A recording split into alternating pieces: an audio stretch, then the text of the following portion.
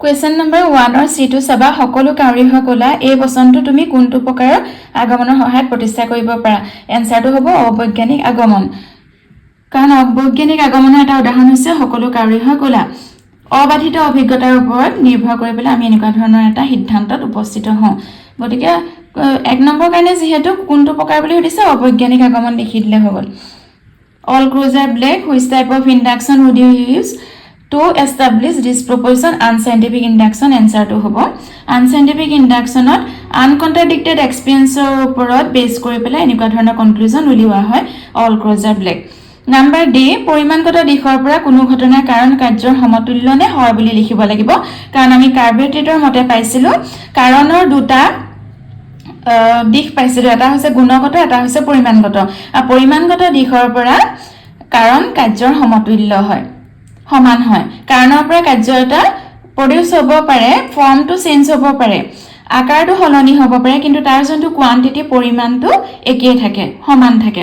is the cause of an incident equal to the effect from the quantitative point of view yes লিখিব লাগিব এনসাৰটো according to Carveit read cause and effect are quantitatively equal পৰিমাণগতভাৱে cause আৰু effect equal হয় ফৰ্মটো সদায় ৰূপটোহে আকাৰটোহে change হয় তাৰ যোনটো পৰিমাণটো কোৱান্টিটিটো সমান থাকে গতিকে cause and effect are equal বুলি লিখিব লাগিব সমতুল্য নে সমান কুৱেশ্যন নম্বৰ ই টু চাবা কুমাৰ এজনে মাটিৰ কলহ এটা তৈয়াৰ কৰিবলৈ ব্যৱহাৰ কৰা মাটিখিনিক এইচতৰ কাৰণ সম্পৰ্কীয় শ্ৰেণী বিভাজন অনুসৰি তুমি কোনটো শ্ৰেণী অন্তৰ্ভুক্ত কৰিবা গোটে কুৱেশ্যন পেপাৰত এনেকুৱা ধৰণৰ কুৱেশ্যন মানে দুই এটা হে গতিকে এনেকুৱা আগৰ কুৱেশ্যন পেপাৰ এই কুৱেশ্যন পেপাৰবোৰ কৰিলে তোমালোকৰ প্ৰেক্টিছ হৈ যাব এক্সামলৈকে under which category of Aristotle's classification of causes would you classify the clay used by the potter to make a clay pot ইয়াত এনসাৰটো হ'ব উপাদান কাৰণ মেটেৰিয়েল কজ কাৰণ আমি এৰিষ্টটলৰ মতে কজ চাৰিটা পাইছিলো সেই চাৰিটা কজৰ ভিতৰত এই কুমাৰ এজনে যেতিয়া মাটিৰ কলহ এটা তৈয়াৰ কৰে তেতিয়া তাত মাটিখিনিক কোৱা হয় মানে যোনটো দ্ৰব্যৰ পৰা যোনটো মেটেৰিয়েলৰ পৰা অবজেক্টটো বনোৱা হয় তাক কোৱা হয় মেটেৰিয়েল কজ উপাদান কাৰণ ইয়াত মাটিৰ কলহটো মাটিৰ দ্বাৰা বনোৱা হৈছে গতিকে মাটিখিনিক কোৱা হৈছে উপাদান কাৰণ মেটেৰিয়েল কজ ধৰি লোৱা তেনেকৈ আৰু এটা তোমালোকৰ উদাহৰণ আছিলে কিতাপত যে কাপোৰ এখন তৈয়াৰ হওঁতে ধৰি লোৱা এই কাপোৰখন তৈয়াৰ হওঁতে এই কাপোৰখন হৈছে ইফেক্ট তাত উপাদান কাৰণ হৈছে মেটেৰিয়েল কজ হৈছে তাৰ থ্ৰেডখিনি সূতাখিনি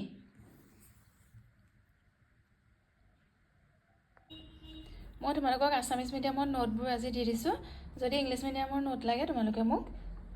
কমেণ্টত জনাবা 2 নম্বৰ কুৱেশ্যনটো চোৱা অবৈজ্ঞানিক আগমনে এটা নিশ্চিত সিদ্ধান্ত প্ৰতিষ্ঠা নকৰে ইয়াৰ কাৰণটো অতি চমুকৈ ব্যাখ্যা কৰা 2 নম্বৰ দিছে গতিকে ইয়াত লিখিব লাগিব যে অবৈজ্ঞানিক আগমনে কেৱল অবাধিত অভিজ্ঞতাৰ ওপৰত নিৰ্ভৰ কৰি এটা সিদ্ধান্ত প্ৰতিষ্ঠা কৰে কাৰ্যকাৰণ সম্বন্ধ নিৰ্ণয় কৰাৰ চেষ্টা নকৰে আসল কথা আসলে প্ৰকৃত কথা এইটো কাৰ্যকাৰণ সম্বন্ধ নিৰ্ণয় কৰাৰ চেষ্টা নকৰে কাৰণে অবৈজ্ঞানিক আগমনৰ সিদ্ধান্ত নিশ্চিত স্বভাৱৰ নহয় এইকণ লিখিলেই হৈ যাব নাম্বাৰ 3 টো হাদিস্যমূলক অনুমানৰ যিকোনো দুটা বৈশিষ্ট্য উল্লেখ কৰা হাদিস্যমূলক অনুমানৰ দুটা বৈশিষ্ট্য হৈছে পেজ নম্বৰ 26 হাদিস্য অনুমান কাক বোলে ইয়াত দিয়া আছে আৰু বৈশিষ্ট্য ইয়াত 4টা দিয়া আছে তাৰে তোমালোকে দুটা লিখিব লাগিব যেহেতু 2 নম্বৰ দিছে হাদিস্য অনুমান কাৰ্যকাৰণ সম্বন্ধৰ ওপৰত প্ৰতিষ্ঠিত নহয় ইয়াৰ সিদ্ধান্ত সম্ভাৱনামূলক এনেকৈ দুটা লিখিলে হৈ যায়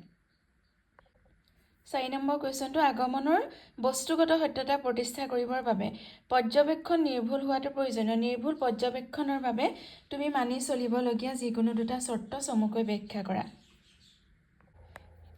নিৰ্ভুল পৰ্যবেক্ষণৰ বাবে এনচিআৰটি বুকৰ পেজ নম্বৰ 60 তোমালোকে চাবা নিৰ্ভুল পৰ্যবেক্ষণৰ কাৰণে তৰ্কবিদ জয়সীয়ে তিনিটা প্ৰধান চৰ্ত আগবঢ়াইছে তাৰে দুটা লিখিবলৈ দিছে 2 নম্বৰ দিছে কিন্তু তোমালোকে তিনিটাই চাই থোৱাটো ভাল কাৰণ ফাইনেল এক্সামত তোমালোকৰ তিনিটাও আহি যাব পাৰে কেতিয়াবা নাম তিনিটা উল্লেখ কৰিবলৈ 1 নম্বৰ দিব কেতিয়াবা বুজাই লিখিবলৈ দিব 4 নম্বৰো আহিব পাৰে গতিকে নিৰ্ভুল পৰ্যবেক্ষণৰ কাৰণে তৰ্কবিদ জয়সীয়ে দিয়া চৰ্তকেইটা হৈছে বৌদ্ধিক চৰ্ত শাৰীৰিক আৰু নৈতিক চৰ্ত বৌদ্ধিক চৰ্ত মই যেনেকৈ মাৰ্ক কৰি দিছোঁ তোমালোকে তেনেকৈ লিখিলে হৈ যাব শুদ্ধ পৰ্যবেক্ষণৰ বাবে পৰ্যবেক্ষকজন বৌদ্ধিকভাৱে সুস্থ হ'ব লাগিব নজনা কথা জনাৰ প্ৰতি থকা আগ্ৰহে পৰ্যবেক্ষকজনক পৰ্যবেক্ষণত আগবঢ়াই নিয়ে গতিকে জ্ঞানৰ প্ৰতি থকা আগ্ৰহ বা অনুৰাগে হ'ল পৰ্যবেক্ষণৰ বৌদ্ধিক চৰ্ত দৈহিক চৰ্ত তোমালোকৰ কুৱেশ্যন পেপাৰখনত দুটা চৰ্ত উল্লেখ কৰিব দিছে ইয়াত মই তিনিটাই দি দিম এনেকৈ মই যেনেকৈ মাৰ্ক কৰিছোঁ তোমালোকে তেনেকৈ লিখিব লাগিব আচলতে গোটেই পেৰেগ্ৰাফটো লিখি দিলেও ভুল নহয় কাৰণ বহুত চুটিকৈ দিয়া আছে দৈহিক চৰ্ত শাৰীৰিক ইন্দ্ৰিয়সমূহেই হ'ল পৰ্যবেক্ষণৰ শাৰীৰিক বা দৈহিক চৰ্ত এই ইন্দ্ৰিয়বোৰ আকৌ নিৰ্ভৰ কৰে মানুহৰ শৰীৰটোৰ ওপৰত গতিকে নিৰ্ভুল পৰ্যবেক্ষণৰ কাৰণে সুস্থ সবল ইন্দ্ৰিয়ৰ ভূমিকা অতি গুৰুত্বপূৰ্ণ ইন্দ্ৰিয় বা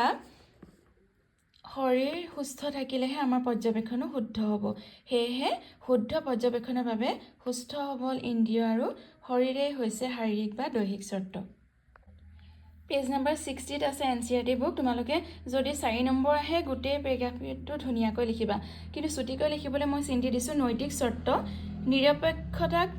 পৰ্যবেক্ষণত আটাইতকৈ প্ৰয়োজনীয় চৰ্ত বুলি বিবেচনা কৰা হয় পৰ্যবেক্ষণৰ বাবে মন হ'ব লাগিব পূৰ্বধাৰণা কুসংস্কাৰ নিৰ্দোষ নিস্বাৰ্থ পক্ষপাতিত্ব মুক্ত এইবোৰেই হ'ল পৰ্যবেক্ষণৰ নৈতিক চৰ্ত কাৰণ পূৰ্বধাৰণা কুসংস্কাৰ অন্ধবিশ্বাস পক্ষপাতিত্ব আদিৰে ভৰপূৰ মন এটাই কেতিয়াও আচলতে শুদ্ধ পৰ্যবেক্ষণ কৰিব নোৱাৰে